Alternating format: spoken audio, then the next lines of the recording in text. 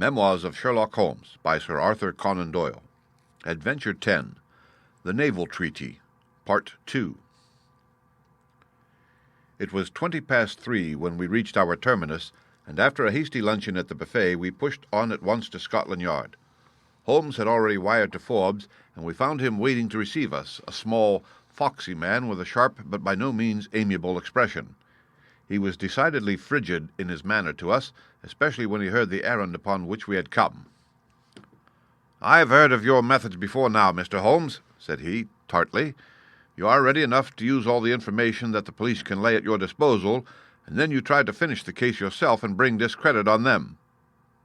"On the contrary," said Holmes, "out of my last 53 cases, my name has only appeared in 4, and the police have had all the credit in 49. I don't blame you for not knowing this, for you are young and inexperienced, but if you wish to get on in your new duties, you will work with me and not against me." "I'd be very glad of a hint or two," said the detective, changing his manner. "I've certainly had no credit from the case so far. What steps have you taken?" "Tangi, the commissionaire, has been shadowed. He left the guards with a good character, and we can find nothing against him. His wife is a bad lot, though. I fancy she knows more about this than appears. Have you shadowed her?" "We have set one of our women on to her. Mrs. Tangi drinks, and our woman has been with her twice when she was well on, but she could get nothing out of her." "I understand that they have had brokers in the house." "Yes, but they were paid off." "Where did the money come from?" "Oh, that was all right. His pension was due. They have not shown any sign of being in funds." "What explanation did she give of having answered the bell when Mr. Phelps rang for the coffee?" "She said that her husband was very tired, and she wished to relieve him." "Well, certainly that would agree with his being found a little later asleep in his chair." "There is nothing against them but the woman's character. Did you ask her why she hurried away that night? Her haste attracted the attention of the police constable." "She was later than usual and wanted to get home." "Did you point out to her that you and Mr. Phelps, who started at least 20 minutes after her, got home before her?" "She explains that by the difference between a bus and a hansom." "Did she make it clear why, on reaching her house, she ran into the back kitchen?" "Because she had the money there with which to pay off the brokers."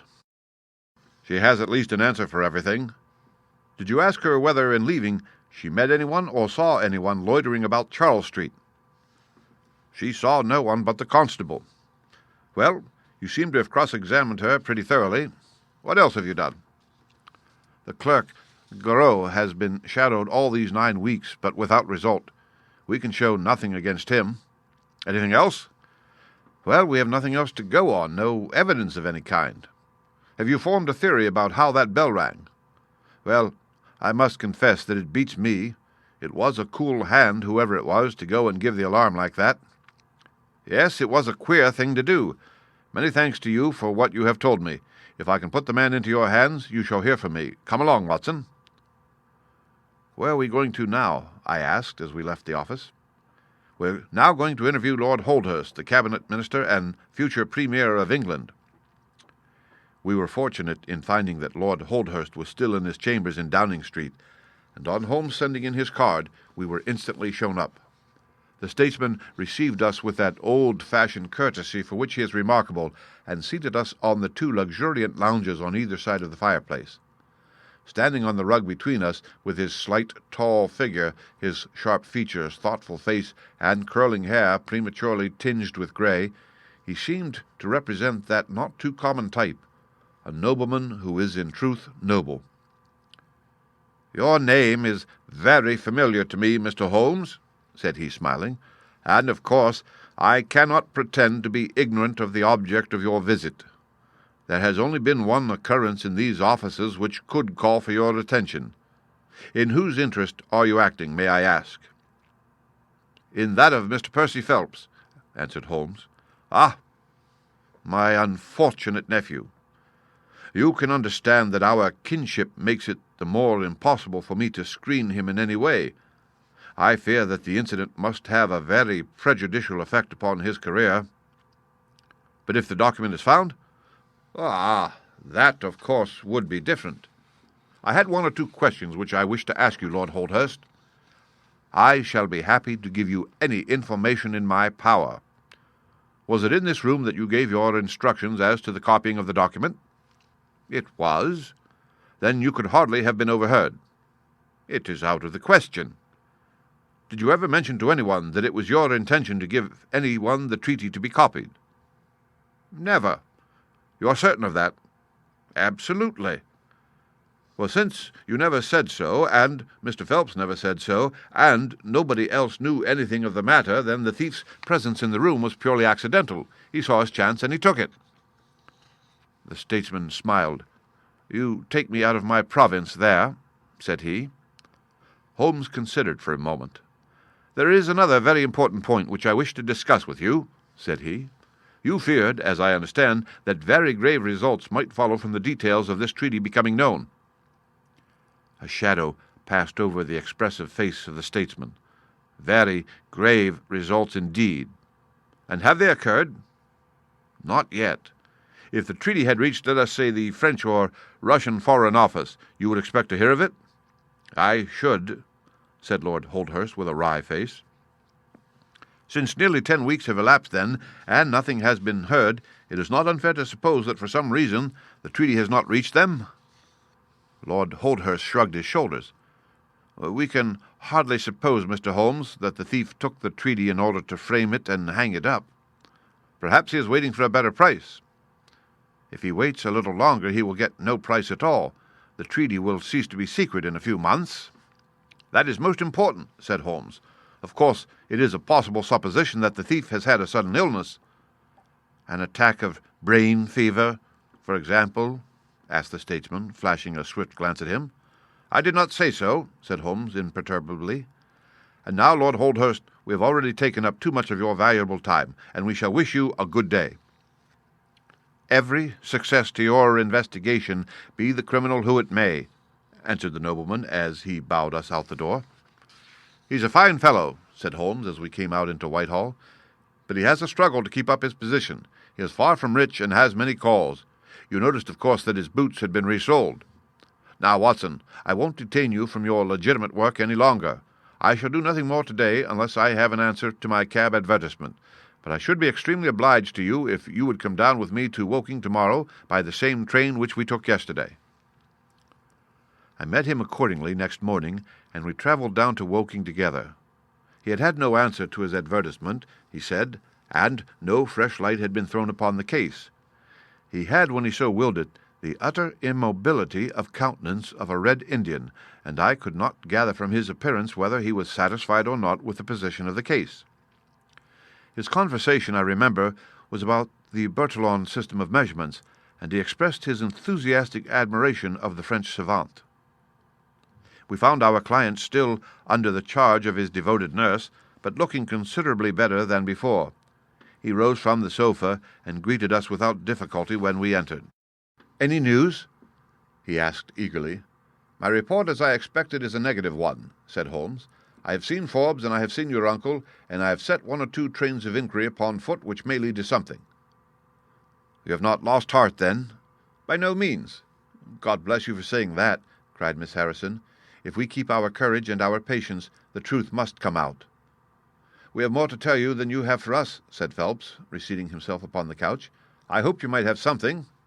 "Yes, we've had an adventure during the night, and one which might have proved to be a serious one." His expression grew very grave as he spoke, and a look of something akin to fear sprang up in his eyes. "Do you know," said he, "that I begin to believe that I am the unconscious centre of some monstrous conspiracy, and that my life is aimed at as well as my honour?" "Ah!" cried Holmes. "It sounds incredible, for I have not, as far as I know, an enemy in the world, yet from last night's experience I can come to no other conclusion. Pray, let me hear it." "You must know that last night was the very first night that I have ever slept without a nurse in the room. I was so much better that I thought I could dispense with one. I had a night-light burning, however. Well, about 2 in the morning I had sunk into a light sleep when I was suddenly aroused by a slight noise. It was like the sound which a mouse makes when it is gnawing a plank, and I lay listening to it for some time under the impression that it must come from that cause. Then it grew louder, and suddenly there came from the window a sharp metallic snick. I sat up in amazement. There could be no doubt what the sounds were now.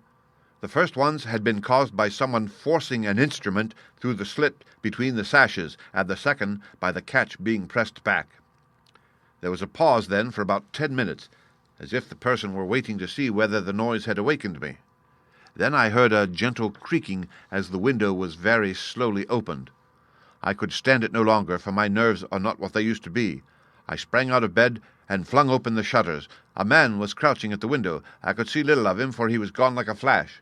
He was wrapped in some sort of cloak, which came across the lower part of his face. One thing only I am sure of, and that is that he had some weapon in his hand. It looked to me like a long knife.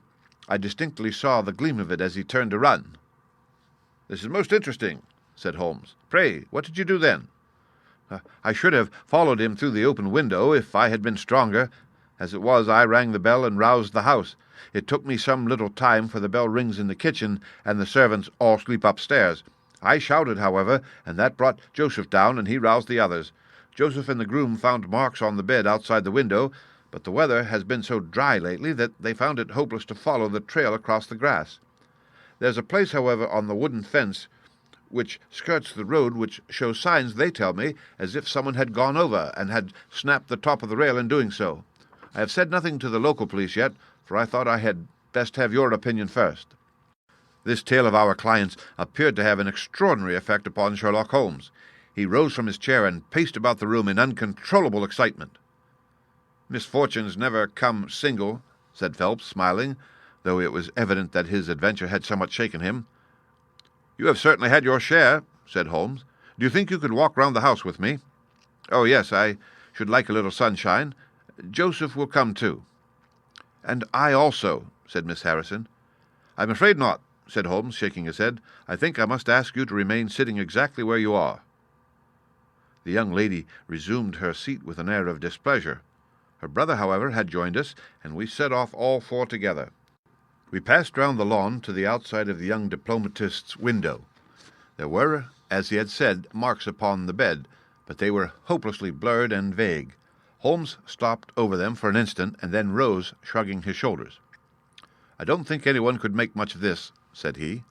"Let us go round the house and see why this particular room was chosen by the burglar. I should have thought those larger windows of the drawing-room and dining-room would have had more attractions for him."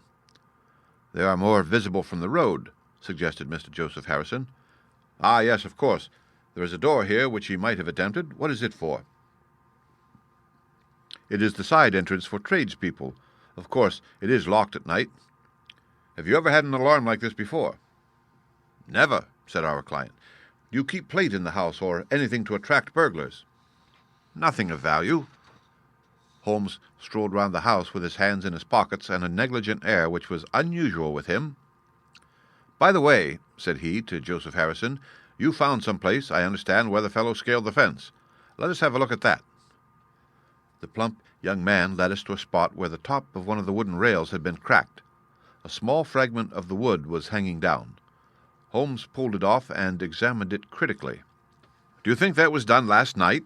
It looks rather old, does it not?" "Well, possibly so." "There are no marks of anyone jumping down upon the other side." "No, I fancy we shall get no help here. Let us go back to the bedroom and talk the matter over."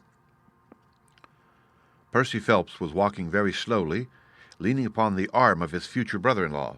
Holmes walked swiftly across the lawn, and we were at the open window of the bedroom long before the others came up. "Miss Harrison," said Holmes, speaking with the utmost intensity of manner, "you must stay where you are all day. Let nothing prevent you from staying where you are all day. It is of the utmost importance." "Certainly, if you wish it, Mr. Holmes," said the girl in astonishment. "When you go to bed, lock the door of this room on the outside and keep the key. Promise to do this." "But Percy—" "He will come to London with us." "And am I to remain here?" "It is for his sake. You can serve him. Quick, promise." She gave a quick nod of assent just as the other two came up. "Why do you sit there moping, Annie?" cried her brother. "Come out into the sunshine." "No, thank you, Joseph. I have a slight headache, and this room is deliciously cool and soothing." "What do you propose now, Mr. Holmes?" asked our client. "Well, in investigating this minor affair, we must not lose sight of our main inquiry. It would be a very great help to me if you would come up to London with us." At once? Well, as soon as you conveniently can, say in an hour. I feel quite strong enough, if I can really be of any help. The greatest possible. Perhaps you would like me to stay there tonight? I was just going to propose it. Then, if my friend of the night comes to revisit me, he will find the bird flown. We're all in your hands, Mr. Holmes, and you must tell us exactly what you would like done. Perhaps you would prefer that Joseph came with us so as to look after me? Oh, no. My friend Watson is a medical man, you know, and he'll look after you. We'll have our lunch here, if you will permit us, and then we shall all three set off for town together. It was arranged as he suggested, though Miss Harrison excused herself from leaving the bedroom in accordance with Holmes' suggestion.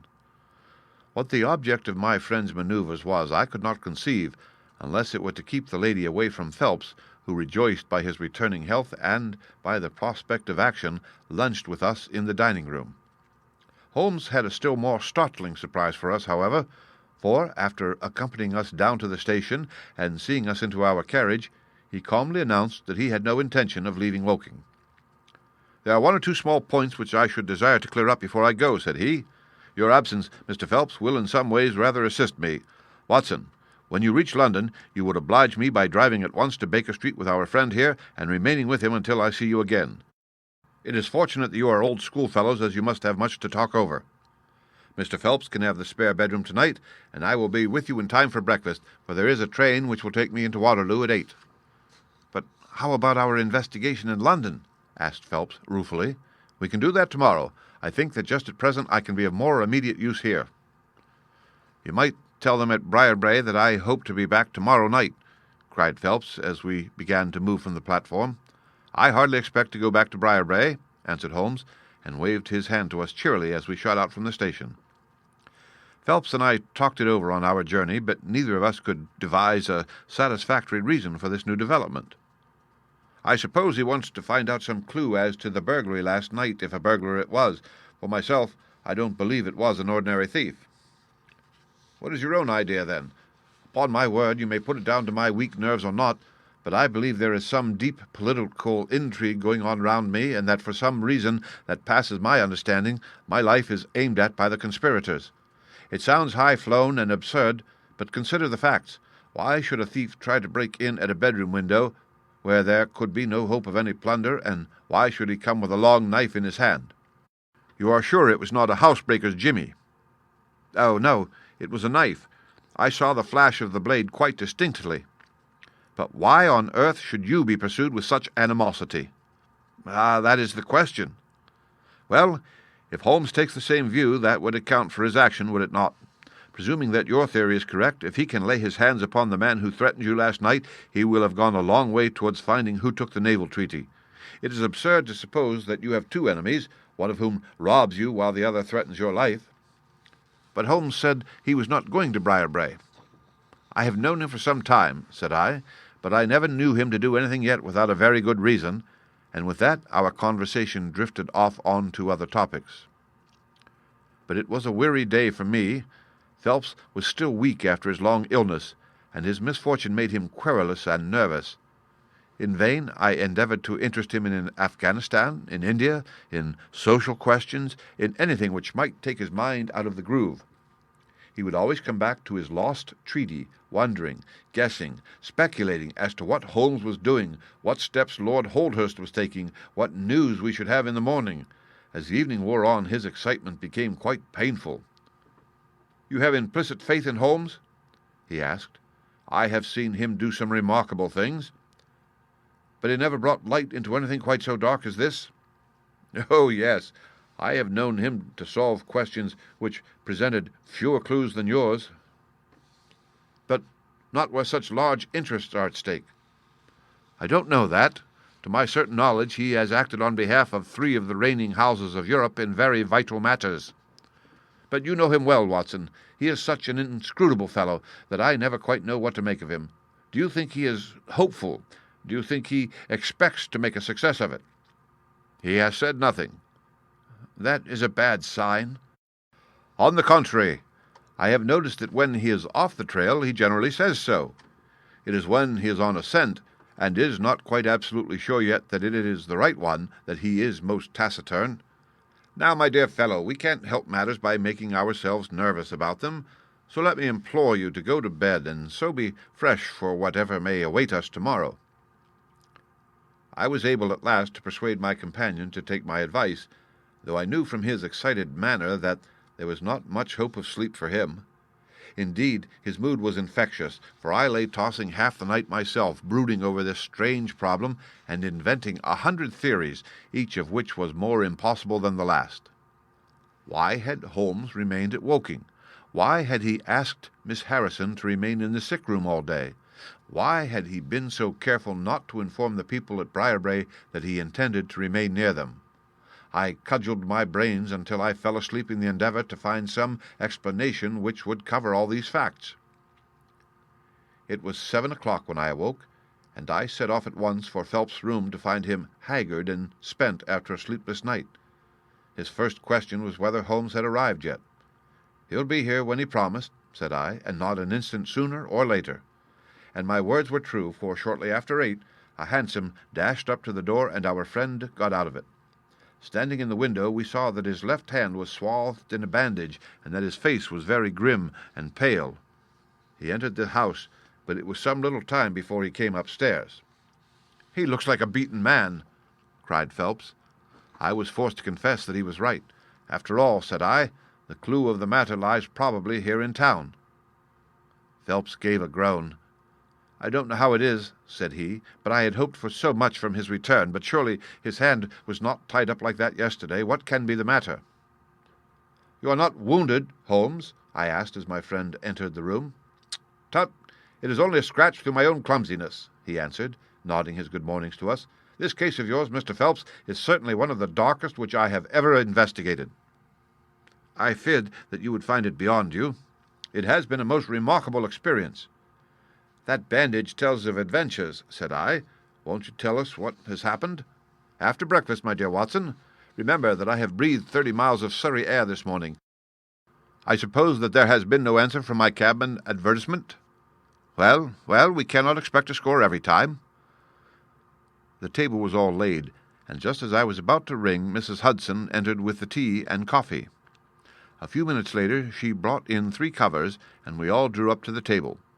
Holmes ravenous, I curious, and Phelps in the gloomiest state of depression. "Mrs. Hudson has risen to the occasion," said Holmes, uncovering a dish of curried chicken. "Her cuisine is a little limited, but she has as good an idea of breakfast as a Scotchwoman. What have you here, Watson?" "Ham and eggs," I answered. "Good. What are you going to take, Mr. Phelps? Curried fowl or eggs, or will you help yourself?" "Thank you. I can eat nothing," said Phelps. "Oh, come. Try the dish before you." "Thank you. I would really rather not." "Well, then," said Holmes with a mischievous twinkle, "I suppose that you have no objection to helping me?" Phelps raised the cover, and as he did so he uttered a scream, and sat there staring with a face as white as the plate upon which he looked. Across the centre of it was lying a little cylinder of blue-grey paper. He caught it up, devoured it with his eyes, and then danced madly about the room, pressing it to his bosom and shrieking out in his delight. Then he fell back into an armchair, so limp and exhausted with his own emotions that we had to pour brandy down his throat to keep him from fainting. There, said Holmes, soothing, patting him upon the shoulder. "It was too bad to spring it on you like this, but Watson here will tell you that I never can resist a touch of the dramatic." Phelps seized his hand and kissed it. "God bless you," he cried. "You have saved my honour." "Well, my own was at stake, you know," said Holmes. "I assure you it is just as hateful to me to fail in a case as it can be to you to blunder over a commission."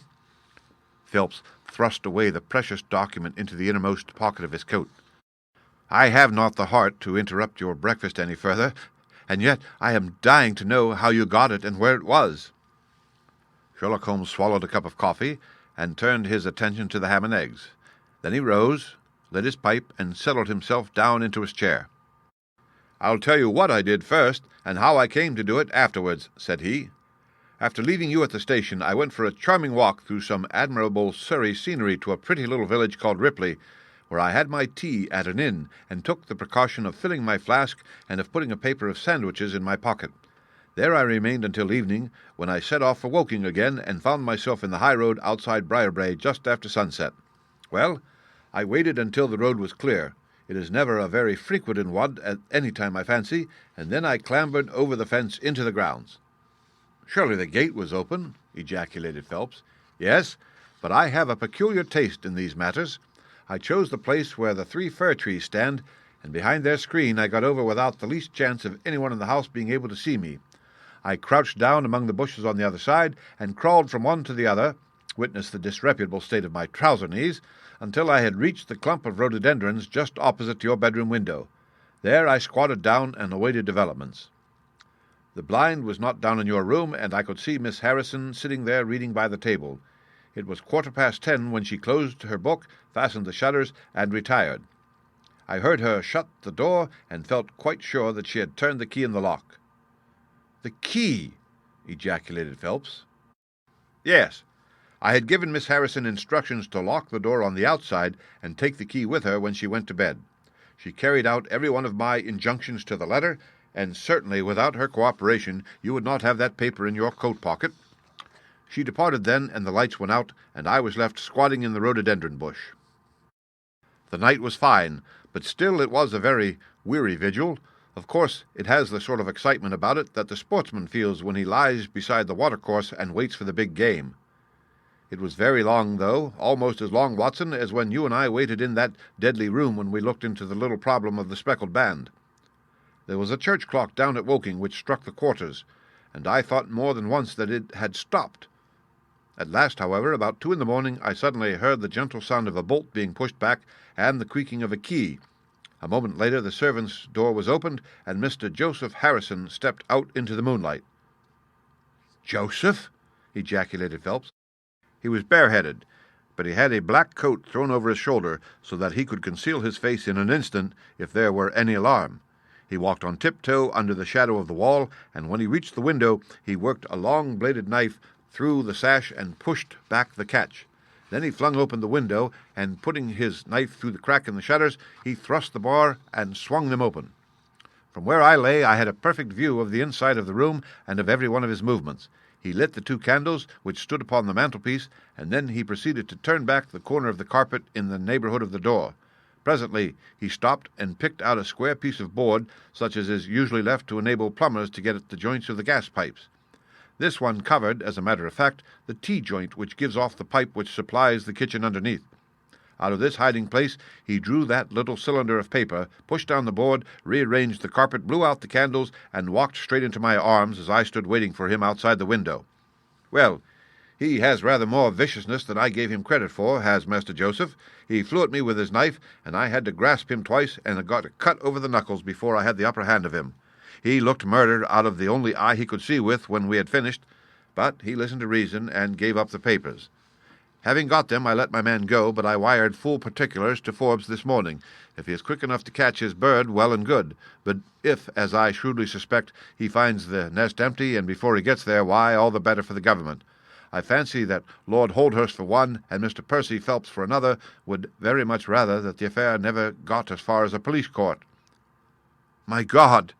gasped our client. "Do you tell me that during these long 10 weeks of agony the stolen papers were within the very room with me all the time?" "So it was." "And Joseph? Joseph, a villain and a thief?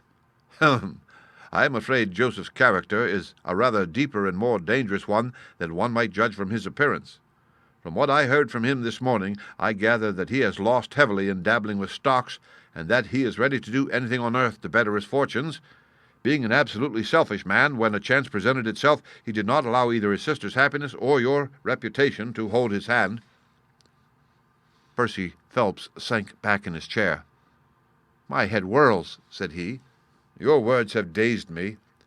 "The principal difficulty in your case," remarked Holmes, in his didactic fashion, "lay in the fact of there being too much evidence. What was vital was overlaid and hidden by what was irrelevant. Of all the facts which were presented to us, we had to pick just those which we deemed to be essential, and then piece them together in their order so as to reconstruct this very remarkable chain of events. I had already begun to suspect Joseph from the fact that you had intended to travel home with him that night, and that therefore it was a likely enough thing that he should call for you, knowing the Foreign Office well, upon his way. When I heard that someone had been so anxious to get into the bedroom in which no one but Joseph could have concealed anything, You told us in your narrative how you had turned Joseph out when you arrived with the doctor. My suspicions all changed to certainties, especially as the attempt was made on the first night upon which the nurse was absent, showing that the intruder was well acquainted with the ways of the house. How blind I have been! The facts of the case, as far as I have worked them out, are these. This Joseph Harrison entered the office through the Charles Street door, and knowing his way, he walked straight into your room the instant after you left it. Finding no one there, he promptly rang the bell, and at the instant that he did so, his eyes caught the paper upon the table. A glance showed him that chance had put in his way a state document of immense value, and in an instant he had thrust it into his pocket and was gone. A few minutes elapsed, as you remember, before the sleepy commissionaire drew your attention to the bell, and those were just enough to give the thief time to make his escape. He made his way to Woking by the first train, and having examined his booty and assured himself that it really was of immense value, he had concealed it in what he thought was a very safe place, with the intention of taking it out again in a day or two and carrying it to the French embassy or wherever he thought that a long price was to be had. Then came your sudden return. He, without a moment's warning, was bundled out of his room, and from that time onward there were always at least two of you there to prevent him from regaining his treasure. The situation to him must have been a maddening one, but at last he thought he saw his chance. He tried to steal in, but was baffled by your wakefulness. You remember that you did not take your usual draught that night. I remember. I fancied that he had taken steps to make that draught efficacious, and that he had quite relied upon your being unconscious. Of course, I understood that he would repeat the attempt whenever it could be done with safety. Your leaving the room gave him the chance he wanted. I kept Miss Harrison in it all day so that he might not anticipate us. Then, having given him the idea that the coast was clear, I kept guard as I have described. I already knew that the papers were probably in the room, but I had no desire to rip up all the planking and skirting in search of them. I let him take them, therefore, from the hiding-place, and so saved myself an infinity of trouble. Is there any other point which I can make clear? Why did he try the window on the first occasion, I asked, when he might have entered by the door? In reaching the door, he would have had to pass several bedrooms. On the other hand, he could get out on the lawn with ease. Anything else? You do not think, asked Phelps, that he had any murderous intention? The knife was only meant as a tool? It may be so, answered Holmes, shrugging his shoulders. I can only say for certain that Mr. Joseph Harrison is a gentleman to whose mercy I should be extremely unwilling to trust. The end.